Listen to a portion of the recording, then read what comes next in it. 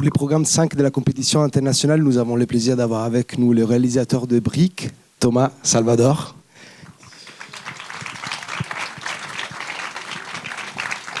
Bienvenue Thomas. Merci, bonjour. Alors comme toujours, pour démarrer le débat, je poserai 2 ou 3 questions au réalisateur, mais n'hésitez pas à lever vos mains si vous souhaitez intervenir et je vous laisserai tout de suite la parole. Et donc une première question sur les projets. Donc c'est un film à la fois, Brick, c'est à la fois un projet assez cohérent avec ton cinéma, ton univers, et en même temps assez unique par rapport notamment à sa fabrication, qui s'est étirée sur une très longue période. Donc est-ce que tu peux nous raconter la base, l'origine de ce projet, comment et pourquoi il s'est étalé autant, et comment c'était aussi de réaliser un film au fil d'une longue période? Alors, avant de répondre, je vais dire que c'était une drôle de projection, parce que c'était la première, mais d'un film commencé il y a 12 ans. Et voilà, donc c'est un film très intime qu'on a fait dans une cuisine. On n'a jamais été plus de 2 techniciens sur le tournage, et à la moitié des séquences où je fais le son, l'image. Et voilà, j'ai commencé il y a 11 ans, j'ai repris il y a 5 ans, et je me suis dit, tiens, et si on le finissait? Et puis voilà, et je l'ai fini là. Donc c'est un drôle de séance pour moi. Donc j'étais très stress, mais en même temps familier de ce film. En fait, je peux très concrètement, on a mis beaucoup de temps à faire mon premier long métrage, Vincent n'a pas d'écaille. Et en fait, quand au bout de 6-7 ans de recherche de financement, de dérogation pour se représenter, etc., ma grande sœur et productrice, Julie, m'a dit, mais c'est pas possible, il faut que tu tournes. Et je tournais pas parce que j'étais en attente, j'étais en réécriture, tout ça. Enfin, je devenais un petit peu fou. Je tournais en rond. J'avais pas pensé d'ailleurs au sujet du film, au thème du film. D'ailleurs, il tourne pas en rond, c'est rectangulaire, c'est orthogonal. Et donc on s'est dit, elle m'a dit, il faudrait que tu tournes, quoi. Mais moi je me sentais pas d'écrire quelque chose, j'en pouvais plus de l'écriture et de réécrire. Donc on a acheté un petit Canon 7D, Anagra numérique, et j'ai arrêté une idée un peu, et puis j'ai commencé à tourner.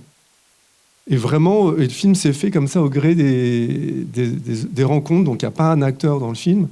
C'est mon père, un copain qui est avocat et chauffeur à Saint-Louis du Sénégal. C'est l'enterrement de vie de garçon d'un mon copain du lycée. Presque, il n'y a qu'une prise à chaque fois, parce que comme les petites filles, j'allais dîner chez une amie, et puis je me dis, ça t'embête si je fais une séquence avec... Donc, il y avait un côté un peu documentaire, parce que moi, je trimballais avec la caméra dans le sac à dos. J'avais un gros sac Carrefour, faut pas citer de marque. Je vais en citer 3 alors. Auchan, Leclerc, je ne sais plus. Avec le Nagra, parfois j'avais une mandarine, et c'était l'idée vraiment voilà, avec cette idée vraiment que je tenais vraiment de l'enfance du cinéma, le raccord, c'est-à-dire que ce phénomène surnaturel. Oui, justement, oui, comment mettre en scène ce phénomène fantastique, mais d'une manière, ça m'a fait penser au cinéma des origines, presque du cinéma muet, de cette confiance qu'on accorde aussi, au langage primaire du cinéma, sans effets spéciaux, sans rien. Ouais, il y avait ce truc un peu que je voulais le plus simple, quoi. Mais à tel point que moi j'étais sûr que le spectateur repérerait un détail, un arbre, que c'était pas les mêmes feuilles d'arbre. Ce qui fait qu'il y a des séquences, en fait, on comprend pas du tout le truc, donc que j'ai mis à la poubelle. Et d'ailleurs, le vélo au début, on dirait une mauvaise cascade ratée, parce que moi j'étais sûr que ce serait évident, et en fait j'ai fait les mauvais axes, c'est-à-dire que au moment du raccord, j'aurais dû être perpendiculaire à son axe pour qu'on voit que le vélo roule 4 mètres devant lui. Mais voilà, mais très longtemps, mais encore aujourd'hui, je suis sûr que le spectateur est analytique, et heureusement qu'il ne l'est pas. Mais je me dis, mais c'est évident. Et c'est vrai qu'il y a des séquences où je revenais en arrière dans la forêt, mais personne ne pouvait le deviner. Donc il faut vraiment des trucs qui se repèrent, quoi. Donc c'est vraiment dans les escalators qu'on le remarque bien. Parce que même dans la cage d'escalier, c'est dans le raccord, et comme il y a un tel changement d'axe, mais ça me déplaît pas comme ça. Voilà, ça joue aussi un effet un peu burlesque. Ouais. Décalé, en tout Ouais. cas, oui. Parce qu'il se passe un truc chelou, mais dans le raccord. Dans le raccord, Enfin, oui. donc, c'est pas là qu'on met les trucs chelous, normalement. On les met en... Normalement, dans les raccords, on masque les trucs qu'on veut pas qu'on voit. Moi, là, c'est dans le raccord qu'il y a le rapport à l'espace qui est altéré. Mais c'est... Bien sûr. D'ailleurs, enfin, c'est marrant parce que c'est du montage qui fait l'effet, quoi. Par exemple, dans l'escalator, en fait, je faisais une prise, donc j'avais une copine chef-op qui était là. Et en fait, en bas, au moment de la frontière, vous l'avez tous vu, je faisais une grimace ou un mouvement, puis je remontais dans l'autre sens, puis j'essayais de reprendre la même, donc je faisais juste une prise. On a fait 3 prises, et à chaque fois, j'essayais de me souvenir de ce que je venais faire. Et c'est vraiment le raccord. Enfin, c'est marrant à faire avec Guillaume, qui est le monteur qui m'a accompagné sur ce film. Enfin, je sais pas si je réponds, je sais plus. Oui. Donc je vais pas m'excuser, mais c'est drôle de. C'est comme toujours avec un premier film, hein, c'est normal. Hein. Je fais pas tant de films que ça. Donc c'est la première projection, c'est à Brive. Alors le film faisait 18 minutes, mais comme je rêvais de venir à Brive, je l'ai tiré sur 31. Alors que ça arrive toujours l'inverse. J'ai tiré sur 31 pour pouvoir être invité parce que j'avais jamais fait de moyen métrage. Et ça a marché. Et ça a marché. Du coup, à Clermont, dans 3 semaines, il fera 18. Voilà. Non, c'est pas dans 3. Et après, nouveau 31, peut-être. Comment ? Ouais, peut-être un nouveau 31 sur un autre festival. Je vais faire un reduce de mes longs métrages. Oui, c'est ça. Ça se dit, reduce ? Ouais. Alors, pendant que le micro arrive, j'ai un petit regret, je devrais pas le dire. J'ai pas osé demander de monter le son. J'étais trop stress. Mais je pense que c'était un peu pas assez fort, mais c'est pas très grave.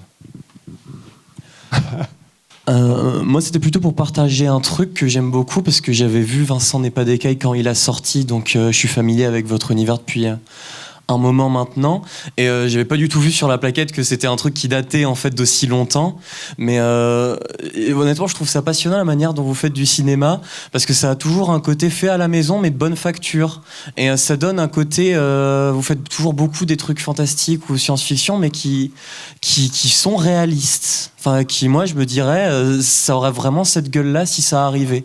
Donc je suis toujours content quand je viens voir un de vos trucs parce que je sais que je vais avoir une autre manière de voir de la science-fiction, mais comme si ça m'arrivait à moi dans la vraie vie. Donc ça m'a beaucoup plu, bravo, merci beaucoup. Merci à vous. C'est vrai qu'il y a beaucoup de ma vraie vie dans ce film. Mais dans mon dernier film, La Montagne, tous les seconds rôles sont des non-acteurs. Enfin, moi, maintenant, je réalise que j'aime travailler ça. Vraiment, il y a la fiction, voire le fantastique qui vient dans... Voilà, là, je vous l'ai dit, les séquences, souvent, c'était une prise. Voilà, comme avec les enfants dans le collège. C'était pendant la récréation, à la fin, qu'ils m'ont présenté leur maquette. Bon, c'était travaillé avec la prof d'art plastique. Mais voilà, c'était... Et j'aime bien... Enfin, donc ça crée et puis une prise de risque aussi. Ouais, voilà, qui peut-être se ressent, quoi. Pardon. Pourquoi avoir choisi le métier d'ornithologue pour ce personnage ? Parce que ça, c'est ma vraie vie aussi. C'est une de mes grandes passions, les oiseaux. Et donc, je fais des films pour aussi vivre des choses que je ne suis pas à 100% dans la vraie vie, comme super-héros dans mon premier métrage, super-alpiniste dans mon second, et là, ornithologue. Et dans le prochain, je vais faire un truc aussi que je ne suis pas vraiment dans la vraie vie, mais un peu quand même. En disant un peu quand même, ça sous-entend que je serais un petit peu super-héros quand même. Donc, parenthèse pour le premier film. Exclusion. Enfin, bref.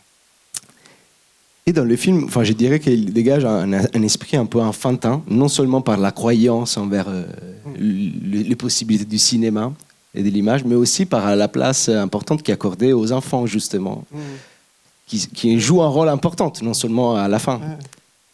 Alors c'est vrai que j'ai découvert ça, et il se trouve que c'était pas forcément prévu comme ça, mais les premières personnes à qui j'explique ce qui m'arrive sont les 2 petites filles. Et puis ceux qui comprennent un peu tout, c'est des enfants à la fin, qu'il faut profiter de la vie et que ça va finir, je sais plus ce qu'il dit, ça va bien se passer. Non. Ah ouais, alors ça c'est Massamba qui dit ça passe ou ça casse. Mais enfin. Mais alors, il y avait des enfants dans un de mes courts-métrages aussi. Et c'est vrai que, moins dans les longs-métrages, mais la question de la transmission, de la transmission, elle était très présente dans mes courts-métrages. Et en fait, j'ai été invité pour une résidence qui s'appelle In situ avec la Seine-Saint-Denis, donc au collège Jean Lurçat. Et je me suis dit, et c'est là que j'ai eu l'idée d'y prolonger le tournage et de les embarquer un peu dans l'aventure. Donc j'ai fait plein de séances avec eux, on a fait plein de choses. On est allé voir au parc de Saint-Denis, on est allé voir les oiseaux, on a fait plein de choses, on est allé au cinéma. Et notamment, on a tourné des séquences avec eux. Mais je trouve ça très chouette que ce soit eux qui... C'était inconscient, du coup. Enfin, c'est quelque chose qui s'est fait. Ah oui, oui. Mais c'est vrai que même on me dit que, moi, dans ma manière d'y croire, c'est-à-dire qu'il y a... Moi, dans les films que je fais, il y a la croyance, elle joue à plein. Sinon, d'ailleurs, on passe mon temps à me dire, mais imagine, ça marche pas, on n'y croit pas. Je dis, ce film sera raté, c'est pas grave. Mais moi, j'ai envie d'y croire. Et puis, c'est peut-être parce que j'y crois très, sans mysticisme, très naïvement et très premier degré, que j'embarque des gens et pour fabriquer le film, et peut-être aussi les spectateurs. Donc, je sais plus où je voulais en venir, mais ouais, je sais plus. Oui. Ouais. Non, mais du coup, je disais, c'était un peu inconscient, bien sûr, Oui, la oui, place c'était que inconscient, les enfants auraient joué dans le film. Mais ça... Alors que c'est les premiers, en fait, à comprendre, ou en tout cas, c'est les premiers avec qui ton personnage se partage, en fait. Mais déjà, ce que je trouve génial, enfin, rétrospectivement, c'est la première fois que je parle du film, donc souvent, sur les films, on fait plein de... Au bout d'un moment, on est rodé. Là, je suis absolument pas rodé, et tant mieux, d'ailleurs. En fait, les enfants, je réalise là que c'est les seuls à vouloir l'aider. Alors que tous les autres... Non, il y a Mustapha aussi qui veut l'aider, mais les enfants, ils jugent pas et ils veulent... ils disent, ah, tu fais ça, mais... Enfin, ils veulent comprendre. Ils cherchent pas à figer les choses, quoi, comme les mecs un peu bourrés. Le plan un peu flou, d'ailleurs, moi-même, j'étais un peu tard. Le plan est flou, mais voilà, c'était comme ça. J'aurais aimé que vous alliez un peu plus loin avec votre concept de la brique, ces volumes spatio-temporels. Qu'est-ce que vous voulez expliquer à travers ce titre ? À part mon désir caché d'être maçon. Alors, c'est brique au pluriel parce qu'au début, c'était beaucoup plus complexe que ça. Il passait d'une brique à l'autre, tout ça, mais on ne comprenait rien. Donc, j'ai simplifié. Et j'adore l'idée de simplification, d'ailleurs. Maintenant, c'est mon mojo. Je veux tout simplifier dans la vie. Non, alors franchement, j'aurais du mal à... Voilà, franchement, je ne saurais pas vous répondre. C'est une forme de brique. Mais... Il y a une image aussi, un empêchement, enfin physique, mais aussi existentiel. C'est-à-dire que les personnages n'arrivent pas vraiment à progresser ou ils restent un peu toujours à côté. Mais peut-être si ça avait été circulaire ou de forme non régulière, ça aurait moins matérialisé l'enfermement. C'est-à-dire que l'orthogonal, je pense, dans l'inconscient collectif, il est associé à quelque chose de, j'ai envie de dire, carré. Et donc... c'est peut-être pour ça. Et puis brique, ça fait mal si on se la prend sur la tête aussi, peut-être. Donc j'ai aussi choisi ça pour ce que ça véhicule comme ça, de manière complètement inconsciente, d'enfermement. Puis avec des briques, on fait des murs aussi. Voilà. Tout ça, je le découvre. Mais donc il devait sans doute y avoir de ça, ouais. Mais j'ai pas, pas plus de raison. Et à quel moment tu as compris que le projet était terminé, qu'on pouvait le laisser aller? Parce que travailler sur un projet pendant 12 ans, finalement, ça peut avoir aussi le risque de ne jamais vouloir le terminer. On laisser toujours une porte ouverte à de nouvelles idées, à de nouvelles choses. Ouais. Une porte ouverte à de mauvaises idées, vous avez dit? Non, de nouvelles idées. Ah, nouvelles idées. Ça aurait pu. C'est peut-être le cas.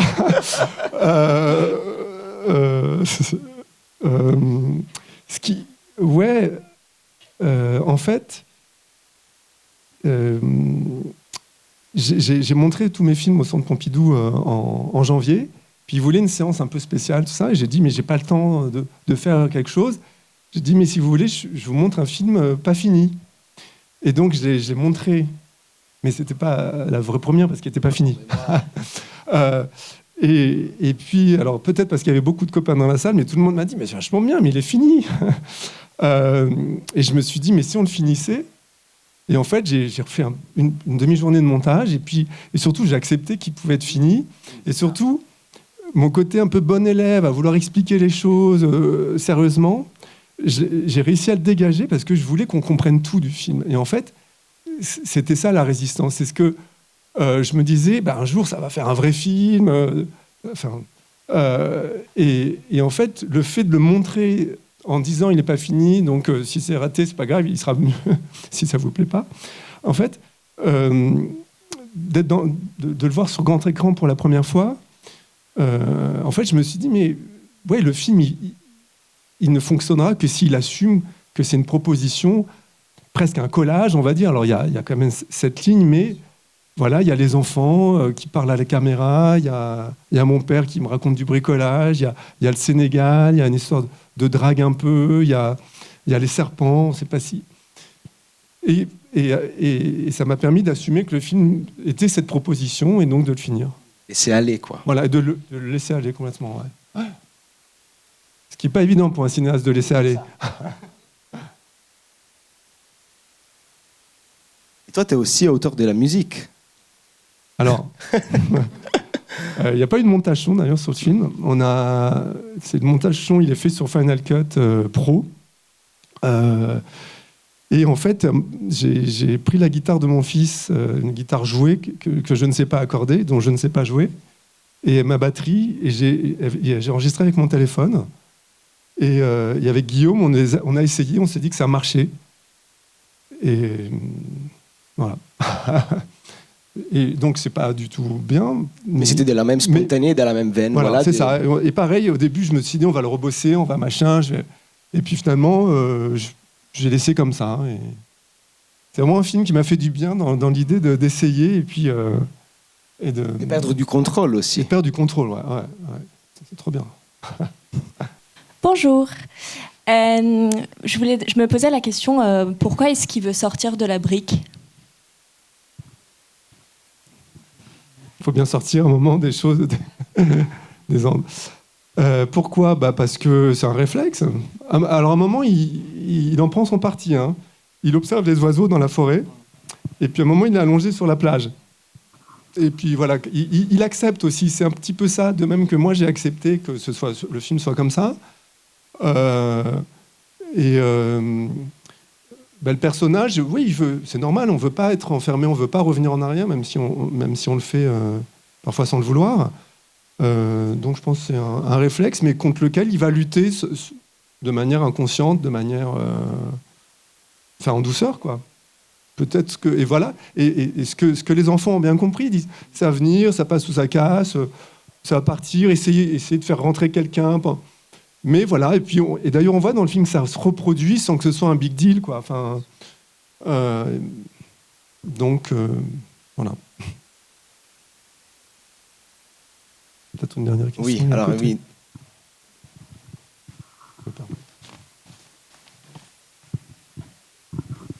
Bonjour, merci. Vous avez dit au début, vous aviez ce projet depuis combien de temps ? Alors, je rassure, ça fait pas 12 ans que je bosse tous les jours dessus. Hein. J'ai fait d'autres choses. Ça sera un peu mieux, je pense. Mais non, j'ai commencé, donc voilà. Ah oui, j'ai pas fini tout à l'heure. J'ai commencé à le faire en pensant que Vincent n'a pas d'écaille, on le ferait jamais. Voilà. Et finalement, après 4 ans et demi de financement, on a fini par avoir Canal+ et l'Avance, ou je sais plus quoi. Et on s'est dit, mais on va faire Vincent. Donc, j'ai arrêté Brick. Et puis le film a pris beaucoup de temps. Et puis je voulais réamorcer l'écriture d'un nouveau film avant de finir Brick. Et puis j'ai eu cette résidence. Et puis finalement j'ai fait La Montagne. Puis moi, voilà, quand je fais un film, ça me prend beaucoup de temps, beaucoup d'énergie, beaucoup d'espace. Donc voilà. Mais je l'ai commencé. Le premier jour de tournage, ça devait être il y a 12 ans, quoi. Ouais. Ok, parce que je me posais la question sur une des scènes finales dans le gymnase avec les enfants qui font le tour. Je me disais ces petits pas, mais je ne sais pas si c'était volontaire, une reprise, si c'était une scène pensée il y a longtemps. Ah, le court-métrage Petits pas ? Oui. Ouais. Non, mais comme je disais, voilà, il y a déjà eu des enfants dans mes courts-métrages et Et puis c'était l'occasion. Voilà, j'adorais ces enfants. Ça, mon année de résidence s'est super bien passée. Puis j'avais envie qu'ils participent au film. Voilà. Merci beaucoup, Thomas. Merci beaucoup. Merci pour l'invitation.